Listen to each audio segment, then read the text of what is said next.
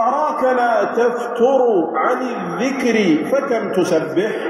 قال 100,000 إلا أن تخطئ الأصابع.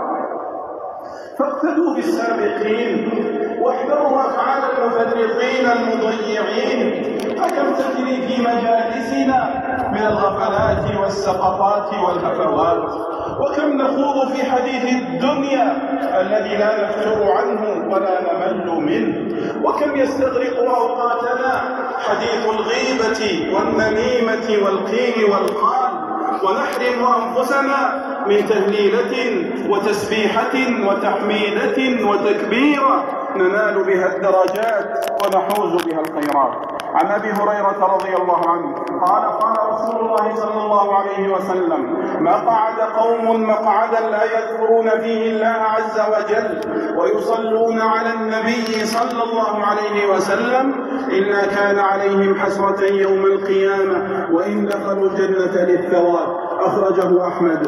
وعن ابن عون قال: ذكر الناس داء وذكر الله دواء. قال الذهبي: إي والله، فالعجب منا ومن جهلنا كيف ندع الدواء ونقتحم الداء. أيها المسلمون، وذكر اللسان الموافق للجنان من أعظم الحسنات وأفضل الطاعات وأيسر العبادات. عن أبي الدرداء رضي الله عنه قال قال رسول الله صلى الله عليه وسلم: ألا أنبئكم بخير أعمالكم وأزكاها عند مليككم وأرفعها في درجاتكم وخير لكم من جنة الذهب والفضة وخير لكم من أن تلقوا عدوكم فتضربوا أعناقكم ويضربوا أعناقكم. قالوا بلى. قال: يرضى الله تعالى.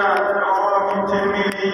وعن عائشة رضي الله عنها قالت: إن رسول الله صلى الله عليه وسلم قال: إنه خلق كل إنسان من بني آدم على 60 و300 مفصل، فمن كبر الله وحمد الله وهلل الله وسبح الله واستغفر الله وعزل حجرا عن طريق الناس أو شوكة أو عظما عن طريق الناس وأمر بمعروف أو نهى عن منكر عدد تلك 60 و300 السلامة فإنه يمشي يومئذ وقد زحزح نفسه عن النار.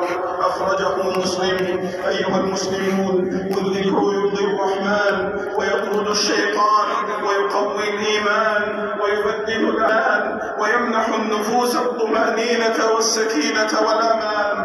الذين آمنوا وتطمئن قلوبهم بذكر الله، ألا بذكر الله تطمئن القلوب. والذكر يزيل الوحشة ويذيب القسوة ويذهب الغفلة وينزل الرحمة ويشفي القلوب. قال أبو الدرداء رضي الله تعالى عنه: لكل شيء جلاء، وإن جلاء القلوب ذكر الله عز وجل.